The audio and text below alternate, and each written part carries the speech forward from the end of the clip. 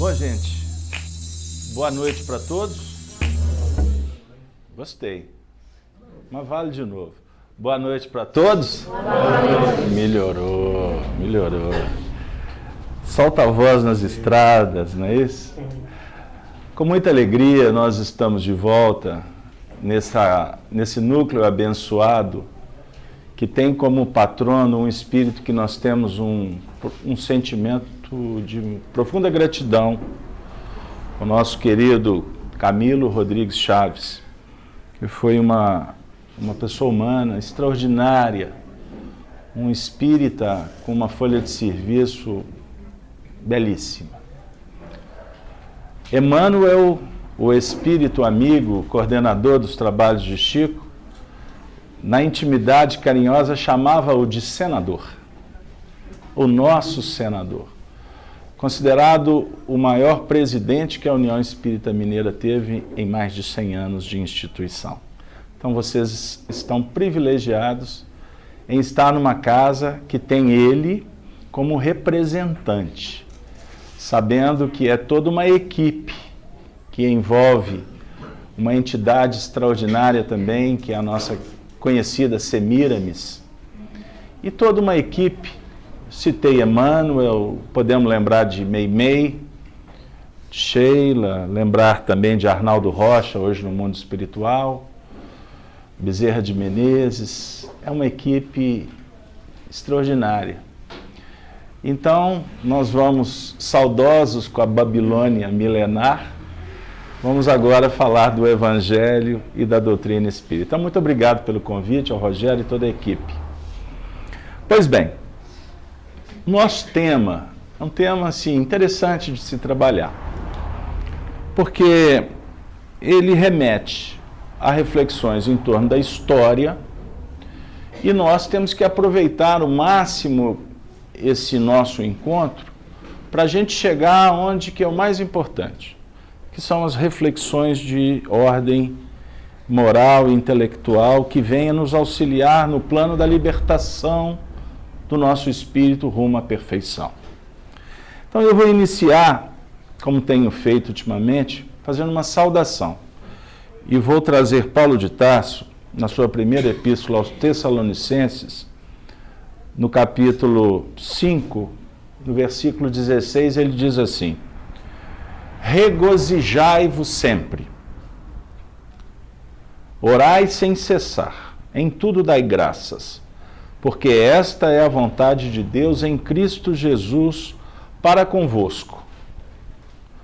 Não extingais o Espírito, não desprezeis as profecias, mas ponde tudo à prova e retende o que é bom.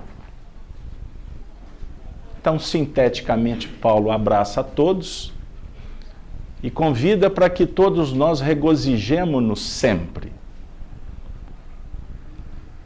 É um movimento da gratidão, como filhos do Pai, que nos concede tudo que necessitamos. Os empecilhos, as dificuldades existem porque nós não compreendemos ainda a lei divina. Ao experienciar, dentro dos planos da elaboração mental e da vivência, nós vamos encontrando recursos para superar os limites. E ele define sobre a necessidade, ele define para nós a necessidade de valorizar o espírito, não extingais o espírito. Ele está dizendo, o nosso foco principal é o espírito.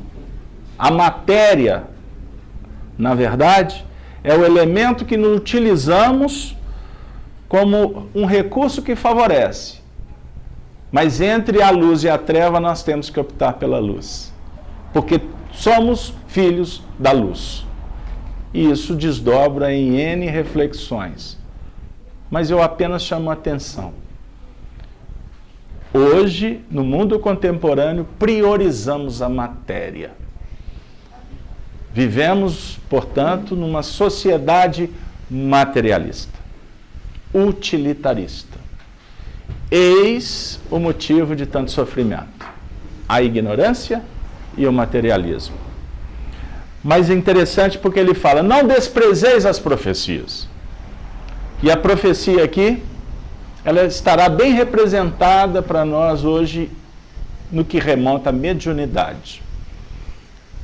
Porque o Espiritismo é uma ciência que vem para a humanidade para nos auxiliar a estudar os princípios da evolução do espírito, origem, natureza e comunicabilidade entre os espíritos, que somos nós. Então, hoje em Espiritismo, nós não viemos aqui apenas estudar como que se dá a vida no mundo espiritual. Nós viemos aqui para estudar como que se dá a vida em todas as dimensões, inclusive porque somos cidadãos, somos membros, somos integrantes de uma família. Eu iniciei falando de Camilo Chaves, que está aqui nos recebendo nessa noite. Mas ele fica muito mais feliz de, ao invés de reverenciá-lo, nós colocarmos um espelho e começar a observar a beleza que é fazer luz. A luz que está dentro de cada um de nós. E não ficarmos apenas admirando a luz do outro, inclusive dos espíritos. Então nos comunicamos como seres que participamos de uma grande família. Por isso é que Paulo diz, não desprezeis as profecias, avaliem. Mas ponde tudo à prova. Não diga amém. Avalie a vida. Desenvolva a inteligência, critérios. E ele diz para nós com muito carinho, retende o que é bom. Em outra tradução, retende o bem. Eu prefiro a outra tradução que não essa. Retende o bem. Isso é muito importante para nós. Em tudo na vida, busque a essência, busque a luz. Busca o que efetivamente vai garantir para nós um grau de tranquilidade. E eu vou ainda iniciar com o Livro dos Espíritos, com a questão 801. Quando Kardec formula assim aos espíritos: por que não ensinaram os espíritos em todos os tempos o que ensinam hoje? Resposta: não ensinais às crianças o que ensinais aos adultos, e não dais ao recém-nascido um alimento que ele não possa digerir. Cada coisa tem seu tempo. Eles ensinaram muitas coisas que os homens não compreenderam ou adulteraram, mas que podem compreender agora, com seus ensinos, embora incompletos, preparam o terreno para receber a semente que vai frutificar. Sem muitas emoções, mas é espetacular essa pergunta e essa resposta. Por que não ensinaram tudo? Porque todos nós precisamos do tempo. Dádiva divina. Maior presente que Deus nos concede depois da própria criação. O tempo. Porque precisamos do tempo como um recurso extraordinário para que a gente aprenda. Como crianças, aqui podemos buscar inspiração até no próprio Paulo de Tarso, quando na sua primeira epístola aos Coríntios, no capítulo 13, ele afirma: quando crianças, nos alimentamos com leite, mas como adulto, a nossa alimentação é outra. Então os espíritos vão revelando os mecanismos que impulsionam o conhecimento humano com o passar do tempo, de acordo com a resposta que o indivíduo e a coletividade dá. Por isso é que Kardec diz assim: a cada geração, a cada era, o fruto que lhe compete. Não se pode exigir um fruto daqueles que não podem oferecer. Jesus diz: a árvore é conhecida pelos seus frutos. Pois bem, então, no mecanismo da história, eu vou procurar ser rápido, porque o tempo, para mim, ele não é misericordioso, só para vocês, que vai acabar rápido. Para mim, é tortura, porque eu queria que ele demorasse. Pois bem, então, quando nós estudamos, sem qualquer pretensão de fazer estudo antropológico aqui, ou sociológico, mas apenas rebuscando um pouquinho a história, há muito tempo atrás, sem querer precisar, a humanidade começou a receber um influxo de informações importantes que seriam utilizados como base para o desenvolvimento da sociedade em nível de ciência e religião. Então, na antiguidade, nós sabemos que espíritos que vieram de outros sistemas, que Allan Kardec trata como a raça adâmica, aportaram no planeta para auxiliar, então, esse progresso. Então, quando nós observamos a figura de Adão e Eva no paraíso, ali nós encontramos, portanto, uma figura de imagem que representa uma história que é a história de todos nós. Embora julgamos ser apenas atualmente, um conto mitológico, né?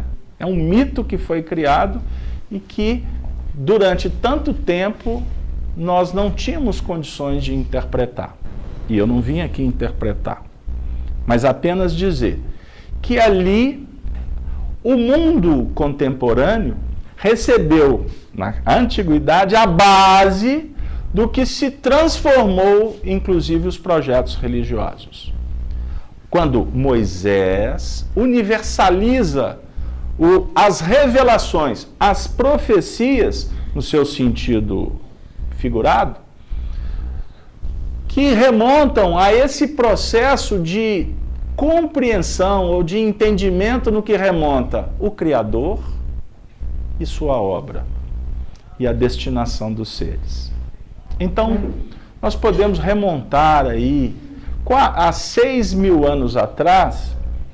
Eu estou usando essa data apenas apoiado no Livro dos Espíritos, didaticamente, porque quando na questão 51 Kardec perguntou quando viveu Adão, e os Espíritos respondem que Adão, na verdade, representa uma raça, não era um homem, mas que ele viveu mais ou menos há 4.000 anos antes de Jesus. Olha que legal.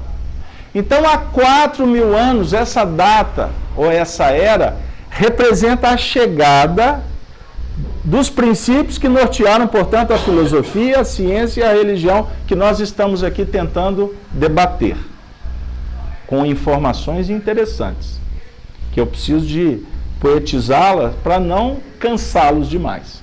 Mas vamos lá. Então, há 4.000 anos antes de Jesus, por exemplo, começou a chegar essa raça adâmica aqui na Terra. E eles trouxeram, portanto, a chamada prisca teologia. O que significa isso? A religião nos seus fundamentos primitivos. E isso aportou na Terra, lá no Egito, principalmente. E do Egito as ideias foram se multiplicando e as interpretações, inclusive, foram auxiliando os homens para que os homens criassem as religiões. Mas tudo surgiu no Egito Antigo, num símbolo extraordinário de um espírito ou de uma pleiade de espíritos, que inclusive foi deificado no Egito, e isto foi transplantado para a própria filosofia grega, com o tão conhecido Hermes Trimegisto. Muitas vezes a gente fala por aí, né? Princípios herméticos, foi fechado hermeticamente, mas a gente fica repetindo igual papagaio e muitas vezes não sabe do que se trata. Então, Hermes do Egito trouxe para nós 7 leis extraordinárias, que depois, então, elas foram sendo interpretadas, e aí a gente foi criando os sistemas religiosos. A senhora sabia disso? Pois é. E o primeiro princípio que Hermes discutiu lá no Egito foi o chamado mentalismo. Não é? A definir que o universo é um todo. E que nós não temos condições de definir o todo, porque nós somos parte. Aí começa a discussão sobre Deus. E aí, com o passar do tempo, nós fomos dando a moldura, a forma, de acordo com as nossas possibilidades. E chegou num ponto que nós fizemos de Deus até um ser que chegou na condição de ficar julgando as pessoas, né? Definindo se as pessoas estão acertando ou errando, e em função disso, castigo ou premiação. E aí, nesses arroubos interpretativos ainda muito primitivos, nós criamos a ideia do céu, do inferno, do purgatório. Vocês conhecem essa história? Já passaram pelo catecismo católico? Eu estou contando a minha história. Frequentava, faltava muito, driblava a mamãe, mas ela obrigava e eu estava lá. Pois bem, então, só para brincar com vocês, porque eu gostava muito das aulas de catecismo, mas eu ficava, inclusive, já que é para falar um pouquinho de uma forma prática, eu ficava assim, intrigado com algumas coisas. Afinal de contas, quem é esse Deus que mamãe fala tanto?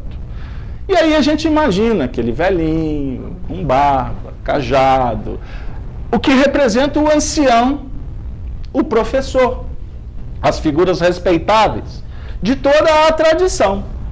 Porque lá atrás, aquelas pessoas, aqueles vultos que se interessavam por esses assuntos, levavam-os de uma forma mística, responsável e com muita seriedade.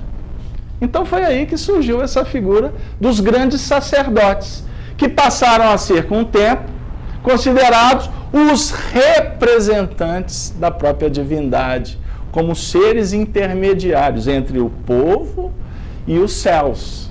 Então, miticamente, nós fomos interpretando e criando esse sistema.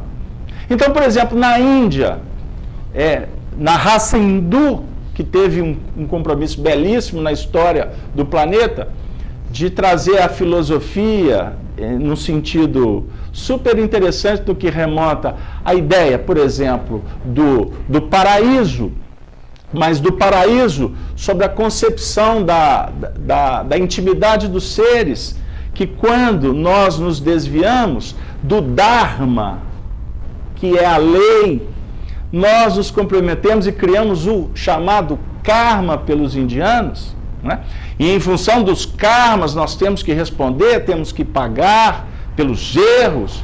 E quando levado por algumas doutrinas de uma forma muito radical, nós podemos ser punidos, expulsos do paraíso, inclusive reencarnarmos em corpos de animais. A definir que nas culturas antigas nem todas as religiões acreditam na reencarnação. Algumas sim e outras não.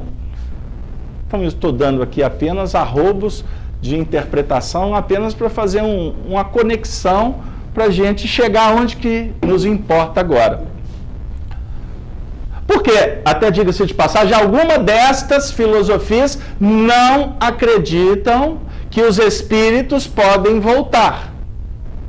Então é um erro interpretativo dizer que a reencarnação fazia parte de todas as culturas orientais, do chamado espiritualismo.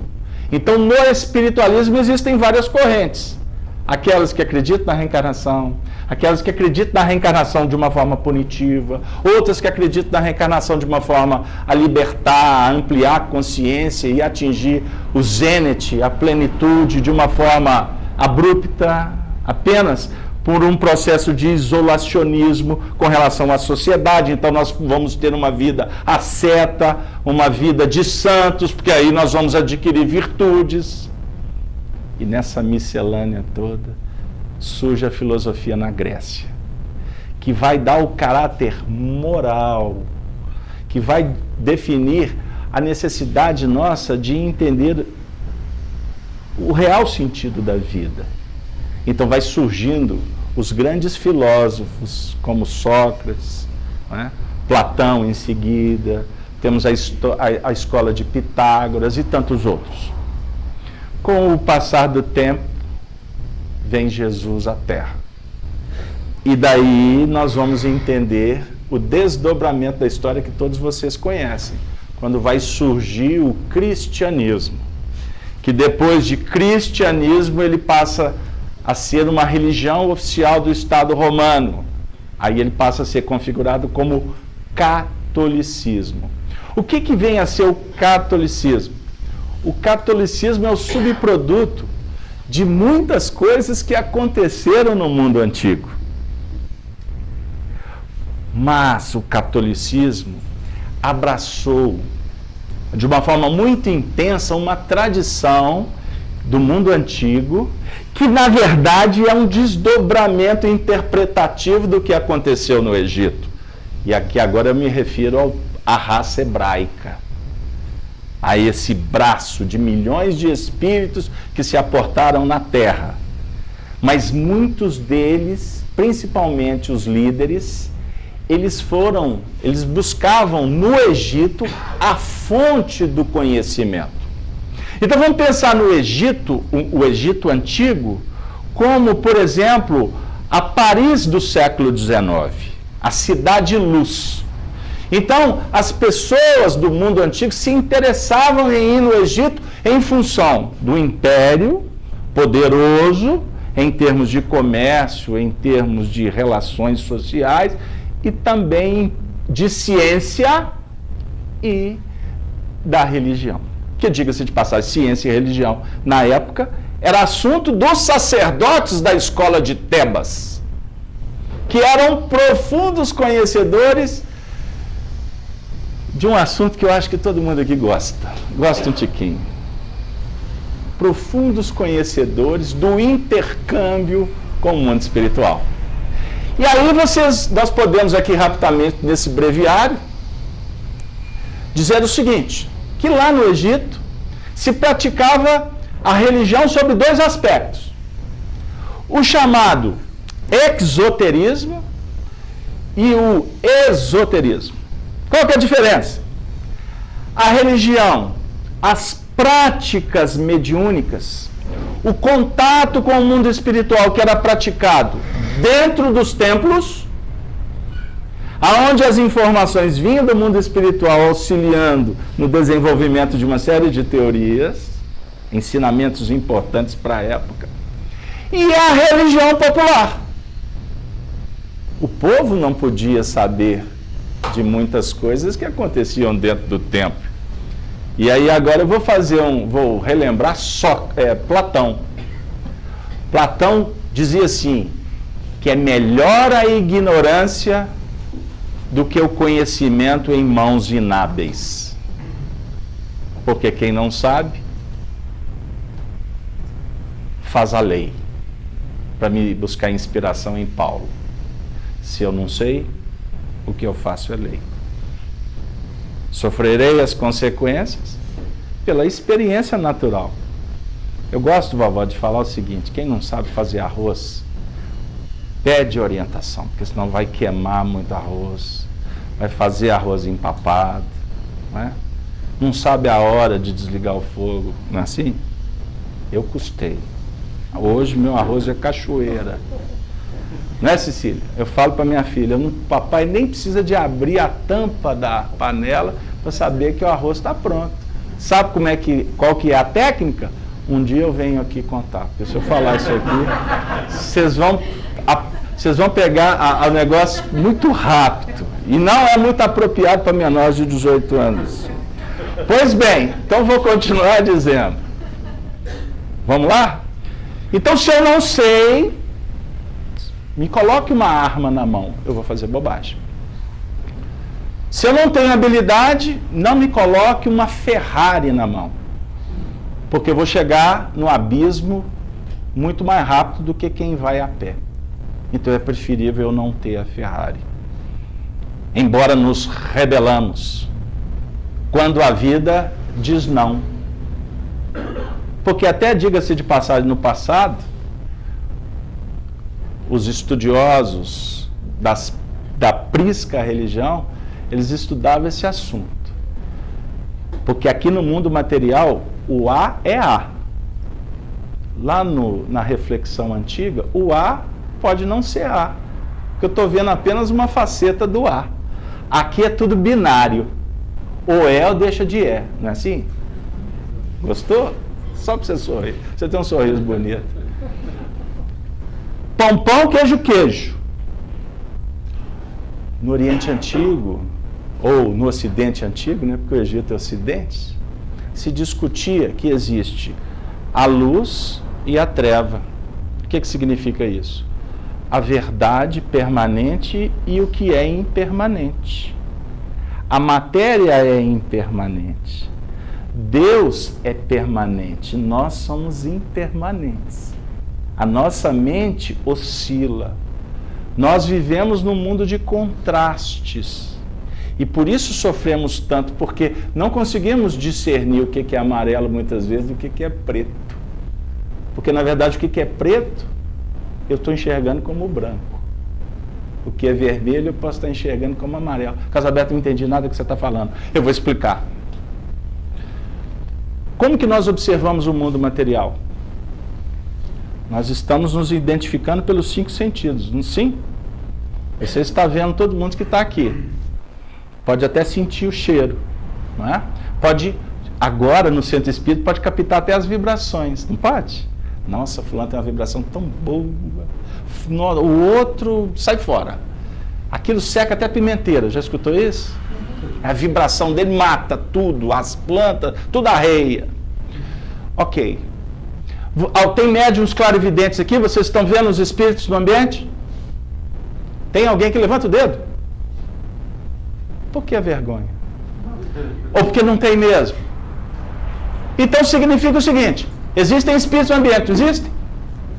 Vai estar escrito nos livros. Ah, então tá. Então vai pelos livros.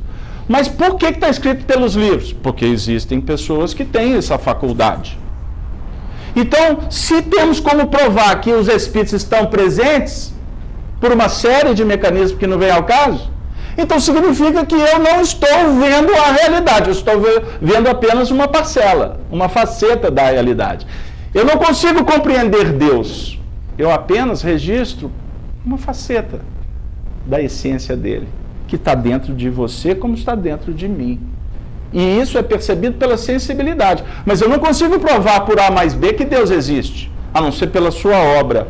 Então significa que eu não vejo o todo. E se eu não consigo perceber a ambiência espiritual,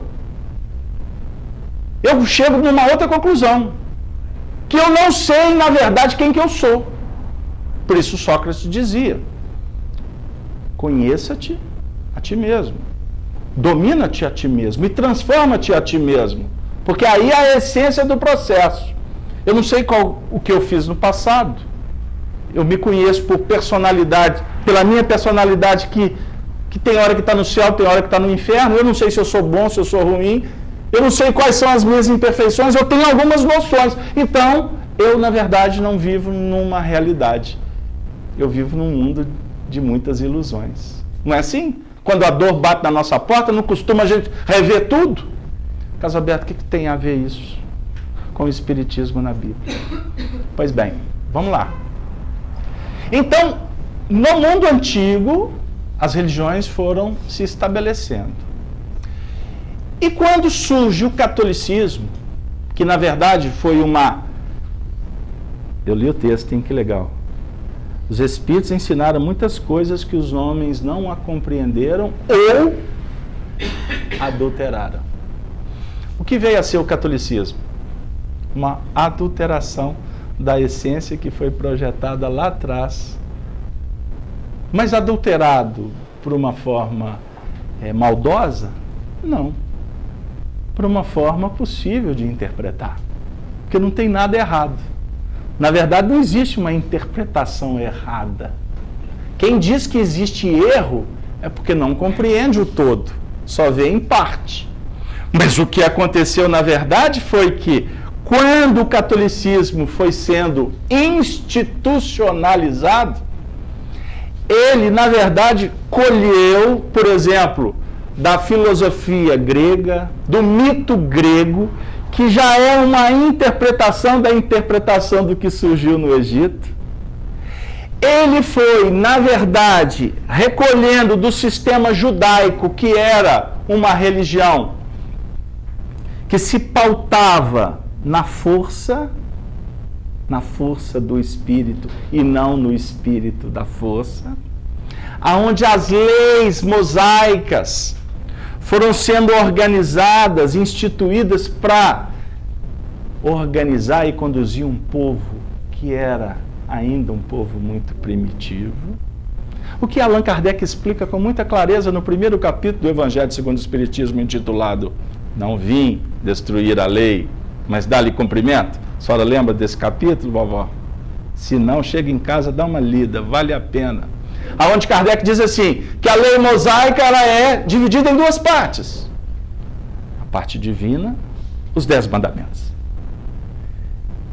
E a lei humana, que ele teve que instituir para organizar um povo semi-bárbaro. E aí, Renato, o tempo eu acho que vai deixar pelo menos um pouquinho. O que aconteceu? Nós precisamos lembrar da história. Aonde viveu o povo hebreu durante 400 anos? Alguém que arrisca? Não vale consultar o Google, por favor. O santo canonizado, graças a Deus, viveu 400 anos no Egito, sob o guante de, no início, foi um acolhimento carinhoso, principalmente pela atuação de José do Egito, já ouviram falar? Que ficou assim com o faraó, porque José era dotado de aptidões mediúnicas, profecia, ele profetizava uma série de questões, e ele foi ganhando a confiança do faraó. E aí surge a família pedindo alimento, abrigo. E a mesma família que expulsou aquele garoto, né, os filhos, os irmãos, por inveja, estão lembrados da história? Venderam o garoto, né, jogaram ele numa cova, e lá apareceram mercadores e levaram ele para o Egito, venderam. E ali a história começou a tomar rumos interessantes. Então eles vieram, os familiares, descobriram que o José estava assim bem na foto, não sei se era membro do judiciário, do legislativo, do executivo, mas ele tinha prerrogativa do foro, sabe? Aconteciam umas coisas assim interessantes na época. Procuraram-no e aí José acolheu. Então, no início, carinho, amizade, fraternidade. Depois, o povo hebreu foi se multiplicando. Virou uma nação de milhões, não é isso, Paulo? Milhões! E aí se tornaram a mão de obra interessante para as construções antigas do Egito. Olha que legal. Que legal, hein? Legal, depende do ponto de vista. Mas isso se torna também um processo escravocrata. Aí não é legal. Mas era importante para a época. Dica, quando estudardes a história, nunca olhe para a história com o olhar do hoje. Porque você está cometendo um grande equívoco. Você tem que entrar na história entendendo o contexto na história. Porque, diga-se de passagem, você participou da história. Todo mundo fica querendo saber quem que eu fui, Casaberto. Olha, quando é mulher, já a expectativa se foi rainha. Não é? Quando o homem, o príncipe encantado. Ninguém quer ser a bruxa. Não é assim? Não tem uma história? Pois bem. Aí eu vou contar uma história. Aí eu não aguento. Aí uma senhora chegou para o Chico e falou assim: ô Chico, eu descobri meu passado. Aí o Chico, é mesmo, é. Chico, eu descobri quem que eu fui. Que maravilha, minha irmã. Quem que você foi? Ah, Chico, eu estou até com vergonha de dizer. Ah, fala. Chico já sabia que via bobagem. Eu fui Maria Antonieta, Chico Xavier. Aí o Chico olhou, olha que interessante, você foi Maria Antonieta, né? O que você acha, Chico? Olha, sinceramente, eu não tenho o que dizer. Não, Chico, você que sabe tudo. Minha filha, quem disse que eu sei tudo? Não, Chico, pode dizer, eu fui ou não fui Maria Antonieta? No início ela afirmou e depois queria a confirmação. Aí o Chico, com muito carinho, fraternidade, ele era muito amigo, alegre, virou para ela e falou assim, deve ter sido mesmo. Aí ela até soltou o foguete. Deve ter sido mesmo. Mas sabe por quê? Porque todas as lavadeiras da época já estão nos céus. Então você deve ter sido Maria Antonieta mesmo. Porque as rainhas de hoje são as lavadeiras de hoje. Pois bem, então, na verdade, reconstituindo o processo, o catolicismo, os cristãos dos primeiros tempos, para fazer um ajuste técnico, social, político, eles trazem várias questões que envolviam a religião greco-romana, para englobar Roma, principalmente, né? Porque Roma é um processo interpretativo da filosofia grega que veio do Egito. Observe como é que é um processo de construção. Porém, Roma com muitos ajustes, o que inclusive favoreceu a sociedade atual. Em que sentido? Roma, se tornando o maior império de todos os tempos, Roma trouxe para dentro da sua cultura os deuses de todas as regiões. Porque Roma dominava, mas não entrava, não interferia nas religiões e nem na cultura dos povos. Então, por isso que a gente vai entender que em Roma nós vamos encontrar o símbolo de todos os deuses, do Oriente e do Ocidente. O catolicismo, herdando, ele cria uma doutrina própria. E é uma doutrina que repete os equívocos interpretativos das outras religiões, que materializaram um pensamento que era essencial. Um ajuste foi feito na época de Tomás de Aquino, de Agostinho, bispo de Hipona, aonde foi estabelecido uma hierarquia nos céus, copiando a história mítica dos deuses gregos. Então havia uma discussão entre os cristãos, daqueles que seguiam as escolas platônicas, outros que já discutiam para seguir as tradições mosaicas. Então, para fazer um ajuste técnico, vamos embora. E aí foi feito esse processo em que Deus se torna, então, o Senhor que antes era dos exércitos, o Senhor que interferia nas guerras, né, que protegia o povo hebreu. Esse mesmo Deus agora se torna um Deus cristão, porque Jesus veio nos convidar para refletir no que era dito lá na antiguidade. Deus Pai. Pai no sentido de tocar o coração das pessoas, num mundo de muitas dificuldades. Mas no fundo ele queria dizer que Deus é o Criador de todas as coisas. Como Allan Kardec nos esquadrinha na primeira questão do Livro dos Espíritos, em toda a codificação. Mas repetindo, foi ajustado, por exemplo, na chamada Trindade Católica, o que no Egito Antigo era discutido de uma forma muito tranquila. O Criador, o Filho, que é o Espírito, e a mulher, que era a natureza.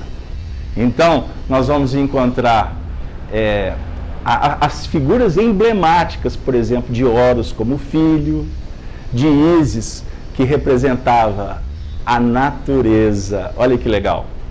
Então, no ajuste católico, Deus, Pai, Filho e Espírito Santo. Deu aí? Na antiguidade, a Trindade representava o quê? A cruz da evolução, espírito e matéria em busca de Deus, que foi interpretado de uma forma esplêndida pelos próprios hebreus quando, por exemplo, criaram a estrela de Davi. Lembra a estrela de 6 pontas com um pingo no meio? O que representa essa estrela?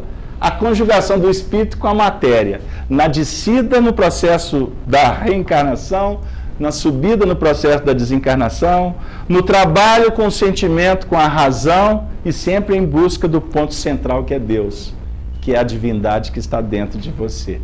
Olha como é que nós fomos mudando o processo. Aí criou-se a figura de Deus. Jesus foi debatido no século III, quando os cristãos quiseram fazer dele Deus. E outros lutaram para que isso não acontecesse. Lutaram para que fosse difundida a ideia que Jesus era humano, porém um espírito profundamente conhecedor da psicologia humana, da bondade que todos nós vamos trabalhando ao longo do tempo. Então Jesus, para estes cristãos dos primeiros tempos, representava todo o processo evolutivo que o espírito, agora numa linguagem espírita, criado simples até atingir a perfeição. O que aconteceu com estes que lutaram para a humanidade de Jesus? Foram retirados do contexto. Inclusive, uma figura que precisa de ser lembrada, o presbítero Ário. Ele foi, inclusive, assassinado por isso. E o Ário é um espírito muito conhecido no nosso meio espírita atualmente. Mas, continuando, Jesus foi transformado em Deus. Mais uns séculos à frente, Maria deificada também. Então, criamos o poderio. Aí se estabelece uma chamada religião heteronoma. E o que significa uma religião heteronoma? Que traz a ideia da heteronomia. Que significa, prestem atenção, dependência, submissão e obediência. É um sistema de ética segundo o qual as normas de conduta provêm de fora. A palavra heteronomia é formada do radical grego hétero, que significa diferente, e nomos, que significa lei. Portanto, é a aceitação de normas que não são nossas, mas que reconhecemos como válidas para orientar a nossa consciência, que vai discernir o valor moral de nossos atos. Heteronomia é a condição de submissão de valores e tradições.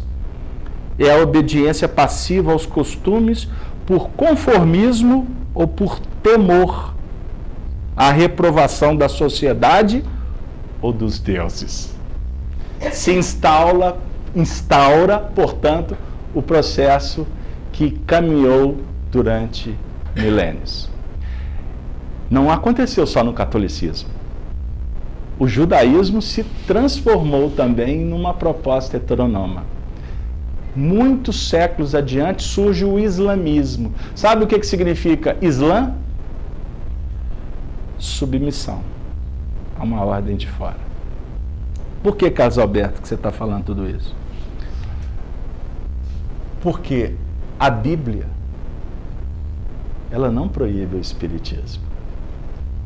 A interpretação equivocada repudia todo o processo manifesto que vai contra a ordem, a lei estabelecida, a regra.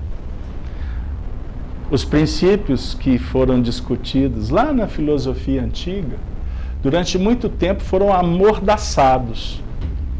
Na Idade Média surgiu ou ressurgiu com os alquimistas, que vieram trabalhando para trazer o conhecimento da prisca teologia, como aqueles viajantes que têm a função de levar a mensagem para que quando os homens se tornem mais maduros, esta mensagem possa ser relembrada, reavaliada, ressignificada e ajustada aos tempos modernos. O que os alquimistas faziam? Você conhece a história dos alquimistas? Tinha uma lenda que os alquimistas queriam transformar chumbo em ouro, né, Luiz? Sabia disso? Luiz já foi alquimista? Não se recorda? Na verdade, transformar chumbo em ouro era para despistar os processos inquisitoriais. Porque, na verdade, eles estudavam o processo da evolução, de fazer do homem bruto um ser espiritualizado. Pegaram aí a ideia? Eles discutiam todas essas ideias que estão de forma figurada nos textos. Mas aí vem aquela pessoa e fala assim, mas Contudo, todavia, porém, o espiritismo foi ou não foi perseguido? Repito, como as bruxas da Idade Média. Sim, foi. Aliás, temos um símbolo espetacular no século XIV, com a morte da Virgem de Domremy. Me refiro a Joana d'Arc, que conversava com os espíritos e que guiou um exército de França para acabar com a Guerra dos 100 Anos contra os bretões, os ingleses. Depois de ter dialogado e ser instrumento dos espíritos e com os espíritos, o que aconteceu com Joana d'Arc? Os próprios homens que a idolatraram venderam-na por um peso de moedas para o rei da Inglaterra. E ela foi queimada em praça pública. Para repetir uma história que ela foi instrumento para que acontecesse. Quando numa encarnação anterior, ela fez parte do colégio apostolar de Jesus. Ela teria sido, na abordagem de várias fontes seguras, cuidado com a internet, viu? Eu estou me referindo a fontes seguras. Ela teria sido Judas Iscariotes. Porque agora a internet está colocando até ET dentro dos centros espíritas. Cuidado para não serem abduzidos. Continuando.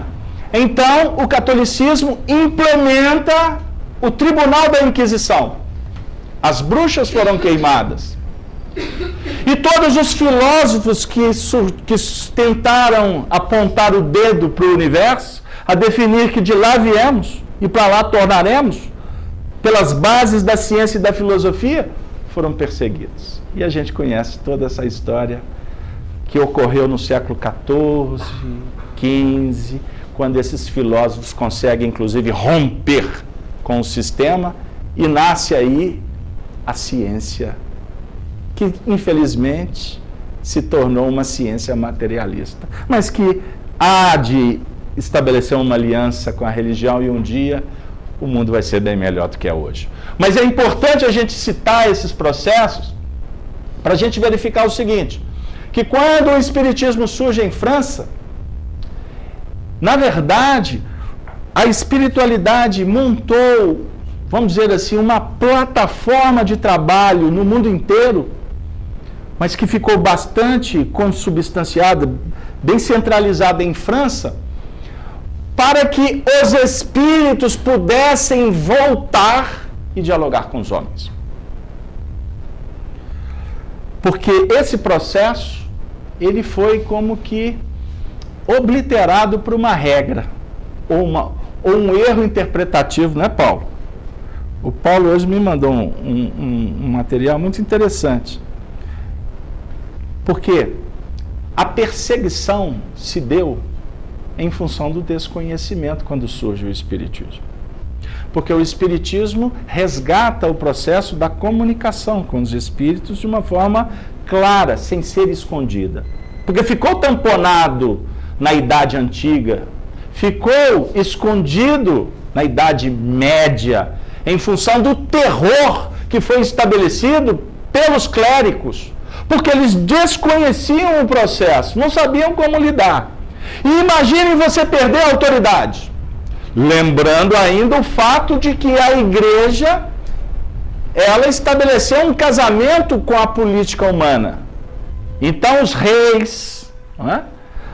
A definição das estratégias de expansão territorial, dos casamentos políticos para unir este e aqueles pontos do globo, eram debaixo da batuta do Santo Padre, que tinha representantes em todos os estados. Então, rei nenhum tomava uma decisão sem o de acordo do Vaticano. Estava estabelecido um poder de hegemonia política e religiosa. Ou seja, a religião, na sua essência, ela se perdeu.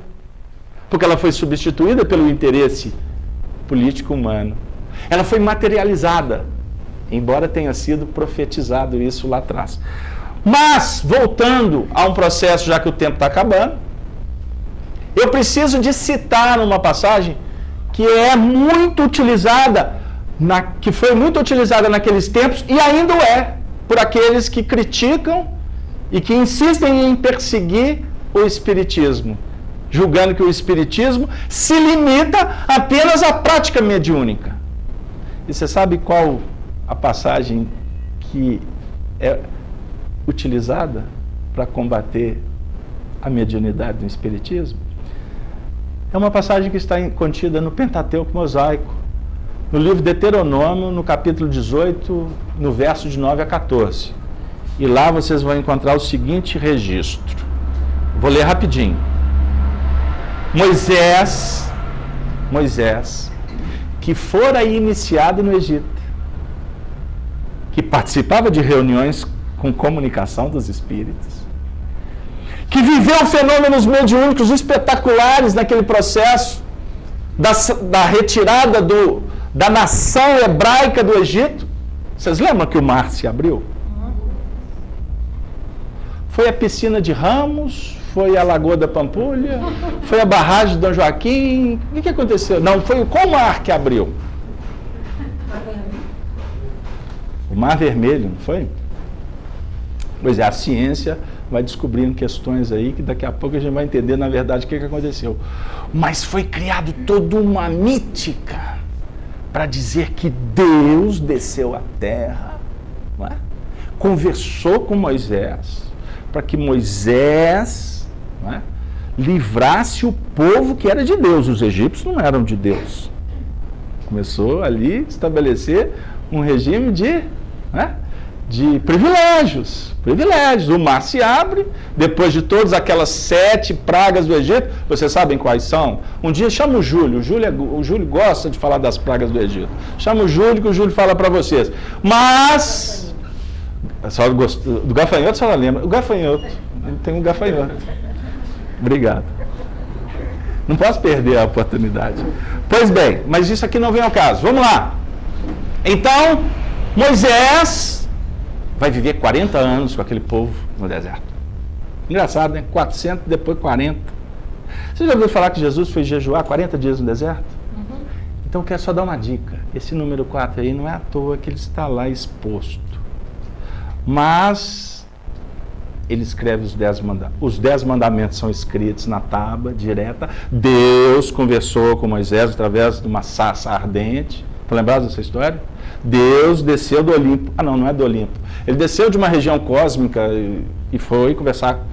É óbvio que era um espírito de alta envergadura que se materializa para dialogar com Moisés. E não é citado, mas existia um médium com Moisés que se chamava Arão, que era o doador do ectoplasma, da energia necessária para o espírito se materializar. Para ter escrita direta tem que ter médium. Fenômeno mediúnico sem médium não funciona. Casalberto, e aquela luz lá em casa que fica piscando? E aquele garfo que entorta? Tem médium lá, viu? Tem não, é só eu e Deus no andar de cima. Na vizinhança que tem médium, tem, para não dizer que pode ser você mesmo. Não é mesmo? Mas assim, ele lidando com aqueles processos no pleno deserto, lidando com um povo revoltado, porque eles saíram do Egito, perderam, embora se livraram da escravidão, mas perderam pão, cevada, perderam casa, eles estavam no deserto. Vida fácil? O que vocês acham? Hashtag conforto? Hein? Gostaram? Facebook tour no deserto? Não, eles estavam indignados. E é óbvio que Moisés, com aqueles que estavam com ele, passaram um aperto para administrar aquela confusão. Então, e eles, como estavam acostumados com as práticas, né, do exoterismo, consultas da boa dicha, né? O caso eu compro a bicicleta, minha mulher está me traindo ou não? Eles estavam acostumados com isso no mercado, no Egito Antigo. Então, lá eles vão lidar com essa mediunidade de uma forma completamente estrambelhada. O que Moisés fez? Conhecedor, porque ele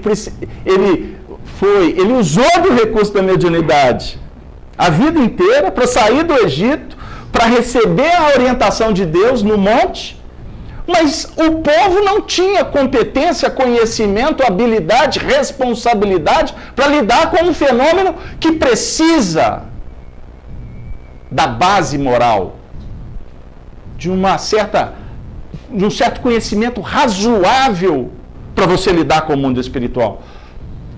Não desanime o que eu vou dizer, porque eu estou me incluindo. Por isso é que é muito bom a gente não ficar vendo o que está aqui no ambiente espiritual. Eu perguntei se tinha alguém, ninguém levantou o dedo. Ainda bem, não fiquem tristes. Porque eu pergunto, será que nós teríamos competência para lidar? Nós lidamos. Eu tenho a grata oportunidade, a gratidão eu sinto. Eu tenho 30 anos de reunião mediúnica, convivo com médium, sou médium, sei como é que é o processo. Não pense que mediunidade é flor, apenas. Ela é muito mais espinho, porque nós não temos conhecimento ainda para lidar com ela. Então, muitas vezes, uma força, um sobrepeso, costuma te jogar no chão. Não é assim que anda acontecendo contigo por aí? Vai do céu ao inferno em 2 segundos? Muitas vezes tem que ligar para o dirigente, me ajuda porque eu estou em aperto. Então, os processos vão acontecendo à medida em que a gente vai adquirindo uma certa segurança em função do conhecimento, da maturidade, que o tempo vai exigindo. Por isso que Moisés diz assim para o povo hebreu no livro de Deuteronômio: quando entrares na terra que o Senhor teu Deus te der, a terra prometida, eles estavam viajando, não aprenderás a fazer conforme as abominações daqueles povos. Povo egípcio. Abominação. Que abominação é essa? Não se achará entre ti quem faça passar pelo fogo seu filho ou sua filha, nem adivinhador, nem prognosticador, nem agoreiro, nem feiticeiro, nem encantador, nem necromante, nem mágico, nem quem consulte os mortos. Pois tudo aquele que faz tal coisa é a abominação do Senhor. E por estas abominações, o Senhor teu Deus os lança diante de ti. Perfeito serás para o Senhor teu Deus. Porque estas nações que hás de possuir ouvem os protagonizadores, os adivinhadores, porém a ti o seu Senhor teu Deus não permitiu tal coisa. Olha esse texto. Moisés, me ajuda. Levanta a serpente. O tempo acabou. Mas só para concluir. Ele está proibindo. Mas ao mesmo tempo ele está dizendo. Mas isso é fato. Porque os outros povos, lá eles continuam fazendo isso. Então ele está dando autoridade. Então existe adivinhação. Existe, o que ele está falando? Linguagem atual. Existe clarevidência, existe contato com os espíritos, existe fenômeno de cura, existe o magnetismo, mas o teu Senhor vos proíbe. Ele avoca para ele o quê? Politicamente. O poder de definir o destino dos outros. Isso tem a ver com a proposta do Cristo? Não. Agora, para encerrar, eu queria deixar aqui uma mensagem incentivando que o estudo continue, viu, Renato? Porque o assunto é amplo. Ele não pode ser fechado assim em pouco tempo. Porque pode ser que esteja inaugurando aqui na casa um tempo de se falar abertamente. Se eu não sou apenas um carteiro que estou chegando com mais uma correspondência, porque isso já está acontecendo. Captaram? Sem arrogância, sem irreverência. Mas eu não posso deixar de dizer que nós estamos entrando num tempo que nós precisamos de entender por que Jesus veio à Terra, para tocar o coração, para a gente começar a olhar Jesus como um amigo, um mestre muito legal, que não veio aqui para prometer o que não pode ser feito. Ele não veio aqui para entrar na sua vida porque o sangue dele tem poder. Isso é interpretação heteronoma. É para dar poder para ele, para garantir emprego para sacerdote, para médium, para pastor, para padre, para garantir o poder da intervenção dos santos, Santo Antônio, Santo isso, Santo aquilo, que são os mesmos deuses greco-romanos. Não são eles que vão mudar a vida de ninguém. Jesus disse assim: eu sou a luz do mundo. Aqueles que me seguem não andarão em trevas, mas terão a luz da vida. Então vamos seguir Jesus, né, Casalberto? Já que não é para isso. Não está falando para você seguir ele, individualidade. Ele está dizendo, viva o evangelho que eu estou apresentando como meta de vida. Ele não criou nenhuma religião. Ele veio nos mostrar que a religião é do sentimento, é do amor, é da convivência, é da fraternidade, baseada no estudo. Conhecereis a verdade vos libertará. Se você não mergulhar no conhecimento, você não vai debater ideias. Nós não vamos entrar na galeria dos espíritos de sabedoria. Confúcio disse: o homem vulgar fala de pessoas. O homem comum fala de coisas. O homem nobre fala de ideias. Porque a ideia é que vai te fertilizar. É o conhecimento que vai garantir para nós a busca da sabedoria, que é unir a razão e o sentimento. Allan Kardec foi escolhido por Jesus com uma pleiade de espíritos para vir para a Terra e quebrar esse paradigma. Agora eu gostaria de encerrar dizendo, não para inaugurar uma nova fase de mediunidade, porque o espiritismo não está circunscrito à mediunidade. A mediunidade é apenas uma faceta dele. O que o espiritismo veio propor para a humanidade é a teoria moral da liberdade, pautada na igualdade, na fraternidade.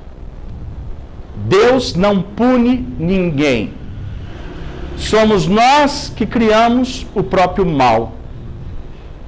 E em meio ao mal, afirma Kardec no livro A Gênese, é que se encontra o próprio remédio. Podemos nos libertar do mal com esse remédio e garantir mais inteligência para errar menos. Não tenha pretensão de querer acertar, porque isso é arrogância. Seja humilde e busque errar menos. É um ato de humildade. Assim, nós estamos nos colocando de joelhos diante de Deus, pedindo inspiração para compreender o Mestre que é Jesus, que sintetiza toda a filosofia, todos os profetas, todas as leis, dizendo: filhinhos, amai-vos uns aos outros, como a mamãe sabe amar. Porque a referência de amor na terra, busque nas mães, que você vai chegar mais pertinho de Jesus. Porque mãe ama.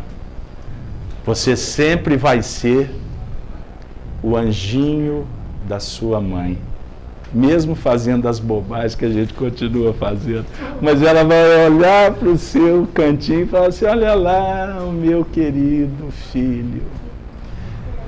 Aí ela vira para você e fala assim: vai, meu filho, brilha a sua luz, meu filho. Mesmo ela sabendo que você está trocando os pés pelas mãos, vai, meu filho, e entra pela porta estreita, porque a porta larga. Aí você vai esquecer, você vai dar ouvido para os amigos: azar, mamãe. Aí você trupica, cai, aí você lembra da mamãe: vem cá, filhinho. Aí ela vem, te põe no colo. Na verdade, Ísis, Maria Santíssima, o símbolo da natureza, é um colo de mãe que nos garante a oportunidade sempre de voltar para casa. E a casa é de Deus. Religiões, filósofos, teorias nascem para ser substituídas amanhã.